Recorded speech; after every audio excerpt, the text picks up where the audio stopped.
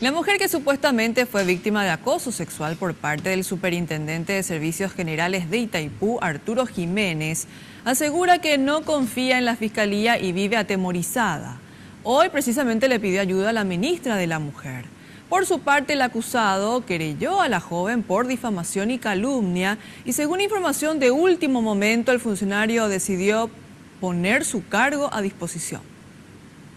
La abogada de Marisa Irigoyen relata que Arturo Jiménez empezó a acosarla hace 8 meses cuando ella era su secretaria. Explica que no realizó la denuncia con anterioridad por temor a represalias. Después de todo esto fue que ella toma la decisión y bueno, la primera institución, por decirlo, la primera comisión que a ella le da la confianza para hacer la denuncia es esta comisión. Y bueno, ahí va ella, habla con la diputada Olga Ferreira y es ella la que tiene, ¿verdad?, los elementos de prueba, donde el Ministerio Público no ha intervenido, o sea, no ha actuado con la diligencia que se debería en el caso de un acoso sexual, porque no solamente es una mujer, es una mujer.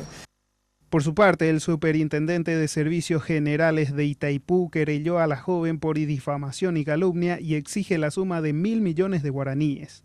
El abogado defensor presume que la mujer fue contratada por terceros, que buscan sacarle el puesto a su cliente. Entonces nosotros por eso promovimos una querella, justamente, y esto es importante el tener presente, por el hecho punible de calumnia y difamación.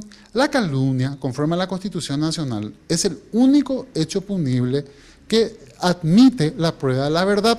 ¿Qué significa eso? Que ella puede demostrar a ciencia cierta, en caso de ser cierto, de que fue objeto de acoso, y con eso nos gana el caso, ¿verdad? O sea, nosotros queremos que se sepa la verdad, queremos que se investigue, no estamos ajenos, estamos absolutamente a disposición de la Fiscalía de Itaipú. La supuesta víctima ahora está siendo asistida por el Ministerio de la Mujer con ayuda psicológica, ya que comenta que está siendo amedrentada por sus propios compañeros en la binacional por este tema.